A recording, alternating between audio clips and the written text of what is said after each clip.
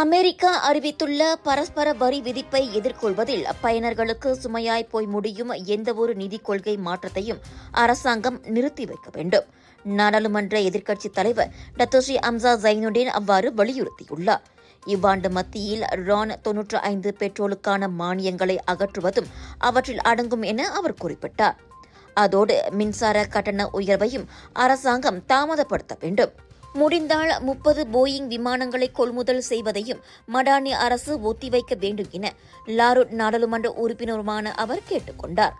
America விதித்த பரஸ்பர வரி தொடர்பில் இன்று மக்களவையில் நடைபெற்ற ஒருநாள் சிறப்பு நாடாளுமன்ற அமர்வின் போது அம்சா விவாதத்தில் கலந்து கொண்டு இவ்வாறு பேசினார். நிச்சயமற்ற உலக பொருளாதார சூழலில் இவற்றையெல்லாம் ஒத்திவைப்பதே சிறந்தது என அவர் குறிப்பிட்டார். இவ்வேளையில் இந்த பரஸ்பர வரி குறித்து மேற்கொண்டு விவாதிக்க அரசாங்கம் மற்றும் எதிர்க்கட்சி நாடாளுமன்ற உறுப்பினர்களை கொண்ட சிறப்பு குழு அமைக்கப்பட வேண்டும் எனவும் அவர் பரிந்துரைத்துள்ளார். இதன் மூலம் எதிர்க்கட்சியினரும் தங்களது கருத்துக்களை வழங்க முடிவதோடு எந்தவொரு முடிவும் வெளிப்படையாக இருப்பதை உறுதி செய்ய முடியும் எனவும் அவர் கூறினார். இன்றைய சிறப்பு நாடாளுமன்ற அமர்வில் பிரதமர் டத்தோஸ்ரீ அன்வார் இப்ராஹிம் முன்னதாக தீர்மானம் தாக்கல் செய்து உரையாற்றினார். அமெரிக்காவுடன் மலேசியா தொடர்ந்து பேச்சு நடத்தும் எனவும் அவர் மறு உறுதிப்படுத்தியிருந்தார். Johor international Indian expo and viral food festival 24 மே தொடக்கம் 2 ஜூன் வரை தாசிக் சென்ட்ரல் ஸ்கூடாய் ஜோர் பார்வில் ஹோல்சேல் விலையில் சாரிகள், Punjabi suit, lehenga, wedding collections, kids wear அனைத்தும் உண்டு. ஃபுட் ஃபெஸ்டிவலில் 100க்கும் அதிகமான உணவுகள், பானிபூரி, குனாஃபா, cheese nachos, Indian, western, Arabic என கலக்கலான உணவுகள். சாப்பிட ஒரு நாள் போதாது, திரண்டு வாருங்கள்.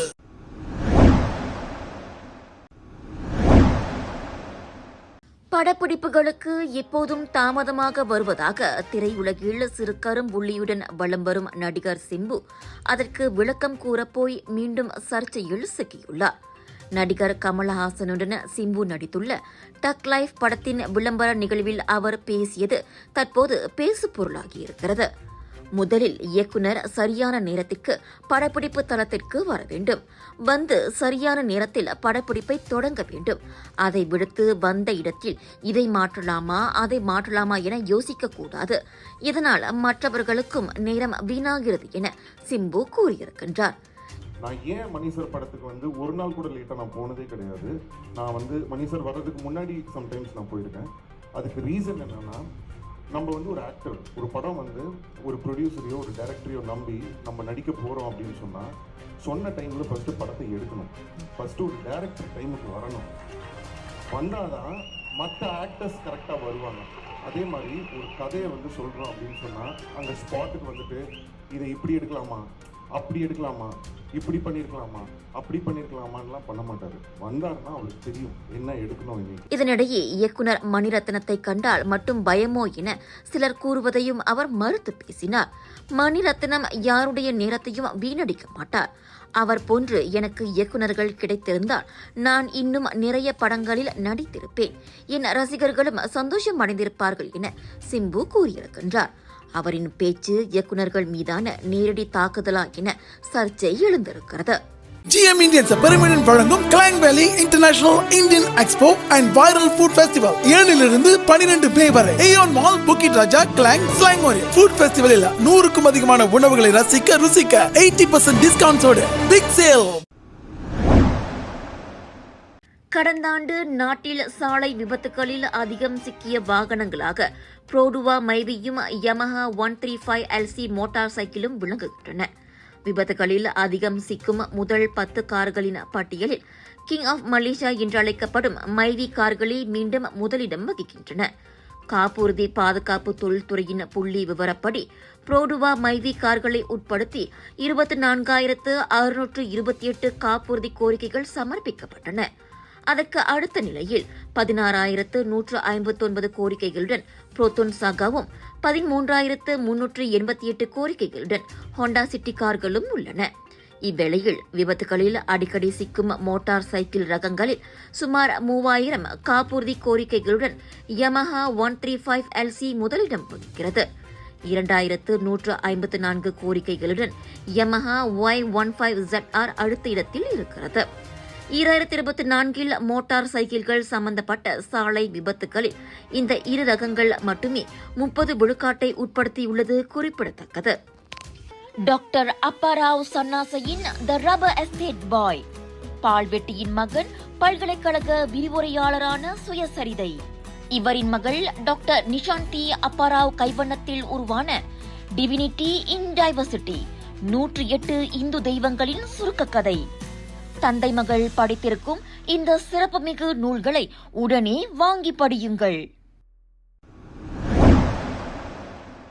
எதிர்வரும் மே 10 புந்தோங் சட்டமன்ற உறுப்பினர் துல்சி மனோகரன் ஏற்பாட்டில் SPM மற்றும் SDPM முடித்த மாணவர்களுக்கான ஜோம் மசுக் IPTA 2025 IPTA விண்ணப்பங்கள் தொடர்பான விளக்க பட்டறை ஒன்று நடத்தப்பட உள்ளது. இந்நிகழ்வு கியா புந்தோங் மண்டபத்தில் ஏற்பாடு செய்யப்பட்டிருக்கிறது. இதில் UPU, பாலிடெக்னிக், காலேஜ் கம்யூனிட்டி, தேசிய ஆசிரியர் பயிற்சிக் கழகம் மற்றும் பல்கலைக்கழகங்கள் என அனைத்து உயர்கல்விக் கூடங்களோடு PT நிறுவனமும் பங்கு பெறவிருக்கின்றது. நீங்கள் UPU போர்ட்டல் மூலியமா உங்களோட யூனிவர்சிட்டி அப்ளிகேஷன் அப்டேட் பண்ணணும். ஏன்னா உங்களுக்கு டேட் லைன் இருக்கு. 18th மேக்குள்ளார நீங்கள் உங்களோட அப்ளிகேஷனை அப்டேட் பண்ணிடணும். எல்லாம் பெருமுகனா நீங்கள் செக்கப்பாக போடணும். இந்த கேள்வி உங்களுக்குள்ளார இருக்கிற டவுட்ஸ் இதெல்லாம் நீங்கள் எப்படி கிளியர் பண்ண போறீங்க? நானும் என் டீமும் உங்களுக்காக உங்க மேல இருக்கிற அக்கறையில் ஒரு கைடன்ஸ் பிளாட்ஃபார்ம் ஆர்கனைஸ் பண்ணியிருக்கோம். கனிவல் ஜோம் மசோ IPTA 2025. போன வருஷம் மாதிரி நாங்க இந்த வருஷமும் ஆர்கனைஸ் பண்ணியிருக்கோம். என்ன செஞ்சோம்னா directly invited all the government institutions to come. UPU வருவாங்க, மெட்ரிகுலேஷன் வருவாங்க, IPGM வருவாங்க, பாலிடெக்னிக், காலேஜ் கம்யூனிட்டி, PTPTN, அப்புறம் யூனிவர்சிட்டிஸ், UM, UTP, பசாக், யாயாசான் நெக்ரி பேரா கூட வருவாங்க. இந்த மாதிரி ஏஜென்சிஸ்லாம் அங்க இருக்கும் போது நீங்க உங்க கேள்வி டைரக்ட்லி அவங்க கிட்ட கேட்கலாம். தவறான அப்ளிகேஷன் நீங்க போடுறதுக்கான வாய்ப்புகள் குறைவா இருக்கும். உங்களுக்கு என்னென்ன காசஸ் வேணும் அப்படின்ட்டு நீங்க உங்க ரிசல்ட்ஸ்க்கு தவிர்ந்த மாதிரி நீங்க அப்ளை பண்ணலாம். அப்பதான் நீங்க லயாவா இல்லையான்ட்டு உங்களுக்கு தெரியும். மாணவர்கள் இந்த வாய்ப்பை பயன்படுத்தி தங்களுக்கு இருக்கும் கேள்விகள் மற்றும் சந்தேகங்களை நேரடியாக கேட்டு தெளிவுபடுத்திக் கொள்ள அழைக்கப்படுகிறார்கள். UPU விண்ணப்பத்துக்கான இறுதி நாள் மே 18 எனவே மாணவர்கள் தங்களின் விண்ணப்பம் துல்லியமாகவும் சரியாகவும் இருப்பதை உறுதி செய்வதற்கு இந்த அரிய வாய்ப்பு ஏற்பாடு செய்யப்பட்டுள்ளது. விருப்பமுள்ள மாணவர்கள் திரையில் காணும் இணைப்பில் தங்களின் பெயரை பதிவு செய்து கொள்ளலாம். அன்னையர் தினத்தை ஒட்டி இந்தியா கேட்டின் சிறப்பு பக்கெட் பிரியாணி ப்ரோமோ. இலவச கேக்குடன் கூடுதலாக 10 விழுக்காடு பிரியாணி. அது மட்டுமா, குடும்பத்துடன் 10 பேர் உண்ணக்கூடிய அளவிலான புஃபே ஏற்பாடும் உண்டு. அதுவும் அதே பழைய விலையில். அருகிலுள்ள இந்தியா கேட்டை உடனே அழையுங்கள்.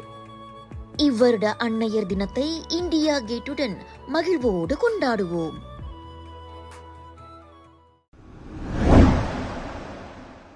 கூச்சிங் அனைத்துலக விமான நிலையத்தில் உயிருக்கு போராடி கொண்டிருந்த தனது கணவருக்கு உடனடியாக CPR முதலுதவி சிகிச்சை வழங்கி காப்பாற்றிய இளம்பெண் ஒருவரை சம்பந்தப்பட்டவரின் மனைவி தேடி வருகிறார். மயிரிழையில் தனது கணவரான 55 வயது லாவின் உயிரை காப்பாற்றிய அந்த இளம்பெண் யார் என்று தெரியவில்லை என்பதால் அவருக்கு நன்றி கூறுவதற்காக சம்பந்தப்பட்ட பெண்ணின் பெயர் மற்றும் தொலைபேசி எண்களை தெரிந்தவர்கள் வழங்கி உதவ வேண்டும் என அம்மனைவி வணக்கம் மலேசியாவிடம் கூறினார். கடந்த ஏப்ரல் 30 காலை 11:30 மணியளவில் கூச்சிங் அனைத்துலக விமான நிலையத்தின் உள்நாட்டு வருகை மண்டபத்தில் விமானத்திலிருந்து தரையிறங்கிய சில நிமிடங்களில் தனது கணவர் மயங்கி விழுந்தார். அப்போது அங்கு இருந்த இளம்பெண் ஒருவர் தனது கணவருக்கு உடனடியாக 30 நிமிடங்களுக்கு CPR முதலுதவி வழங்கியதால் அவர் காப்பாற்றப்பட்டார். அவருக்கு நாங்கள் நன்றி கடன்பட்டுள்ளோம். இது குறித்து அறிந்தவர்கள் உடனடியாக தம்மை தொடர்பு கொள்ளுமாறும் அவர் கேட்டுக் கொண்டிருக்கிறார்.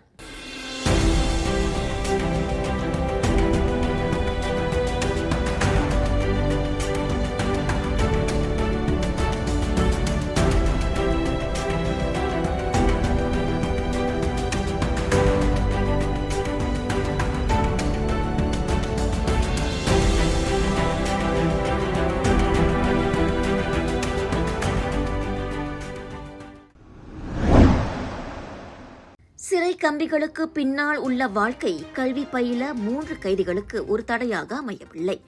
சிவா, சங்கர், சுரேஷ் என தங்களின் உண்மை பெயரை குறிப்பிட விரும்பாத மூவர் OUM எனப்படும் மலேசிய பொது பல்கலைக்கழகத்தில் இளங்கலை மற்றும் டிப்ளோமா பட்டங்களை பெற்று சாதனை படைத்துள்ளனர். காஜாங் சிறை கைதிகளான அம்மூவரும் அண்மையில் கோலாலம்பூர் உலக வாணிப மையத்தில் நடைபெற்ற OUM-இன் 29வது பட்டமளிப்பு விழாவில் பட்டம் பெற்றனர். 17 வயதில் வாழ்நாள் சிறை தண்டனை விதிக்கப்பட்ட சுரேஷ் 2014ஆம் ஆண்டில் SPM தேர்வெழுதி மிக சிறந்த தேர்ச்சியை பெற்றார். இதையடுத்து மலேசிய இந்திய சமூக உருமாற்ற பிரிவான மித்ராவின் முழு நிதி ஆதரவோடு OUM-இல் வர்த்தக நிர்வாகத்துறையில் படித்து இன்று அவர் டிப்ளோமா பெற்றுள்ளார். தற்போது அதே துறையில் இவர் இளங்கலை படிப்பை மேற்கொண்டு வருகிறார். இவ்வேளையில் சிறைச்சாலையில் கடுமையான கட்டுப்பாடுகள் மற்றும் வித்தியாசமான சூழலில் கல்வி கற்க வேண்டிய நிர்பந்தம் சாதிக்க தனக்கு ஒரு இடையூறாக இல்லை என கூறுகின்றார் 34 வயதான சங்கர். 2018ஆம் ஆண்டு முதல் ஆயுட்கால தண்டனையை அனுபவித்து வரும் இவரும் வர்த்தக நிர்வாகத்துறையில் டிப்ளோமா பெற்றிருக்கின்றார். 3வது நபரான 36 வயது சிவா வெளியில் விட்ட டிப்ளோமா படிப்பை சிறைச்சாலையில் முடித்து இப்போது வர்த்தகத்துறையில் இளங்கலை பட்டப்படிப்பையும் முடித்திருக்கின்றார்.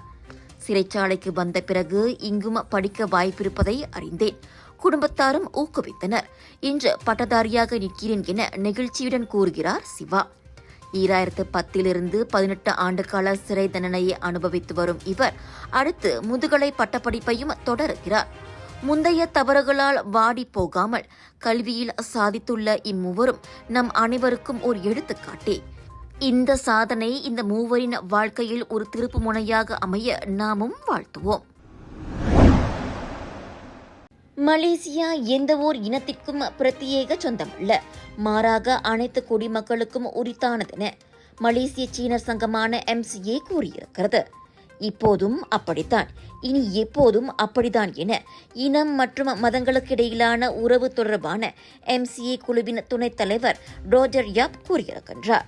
வெவ்வேறு இனங்களுக்கிடையே நம்பிக்கை, புரிதல் மற்றும் பகிரப்பட்ட லட்சியங்களின் அடிப்படையிலேயே எதிர்காலமும் அமைய வேண்டும், மாறாக பயம், வெறுப்பு அல்லது பிரிவினையின் அடிப்படையில் அல்ல என அவர் கூறினார்.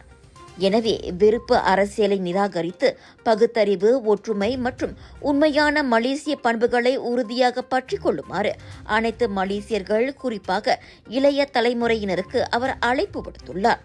மலைக்காரர் அல்லாதோர் தங்கள் மூதாதையர்களின் வரலாற்றையும் கலாச்சாரத்தையும் படிக்கிறார்கள் என்பது உண்மைதான். அதை யாரும் மறுக்கவோ மறைக்கவோ இல்லை. ஆனால் அதற்காக மலேசியாவுக்கு அவர்கள் விசுவாசமாக இல்லை என்று அர்த்தம் கற்பிப்பது முற்றிலும் தவறு என இன்று வெளியிட்ட ஒரு அறிக்கையில் அவர் கூறியிருக்கின்றார். மலாய்க்காரர் அல்லாதோரும் இந்நாட்டு குடிமக்களே என்றாலும் அவர்கள் கைகளுக்கு ஆட்சி போய் விடாமல் பார்த்துக் கொள்வது மலாய்க்கார இளைஞர்களின் கடமை என முன்னாள் பிரதமர் டாக்டர் மகாதிர் முகமது மீண்டும் சர்ச்சையை கிளப்பி இருப்பது குறித்து ரோஜர் யாப் இவ்வாறு கருத்துரைத்தார். நாட்டின் பிரதமராக இருந்தவர் என்ற வகையில் மக்களிடையே ஒற்றுமையை ஊக்குவிப்பதற்கு பதிலாக இதுபோன்ற பிரிவினவாதத்தையும் வெறுப்புணர்வையும் விதைப்பது மகாதிருக்கு அழகல்ல என அவர் சாடியுள்ளார்.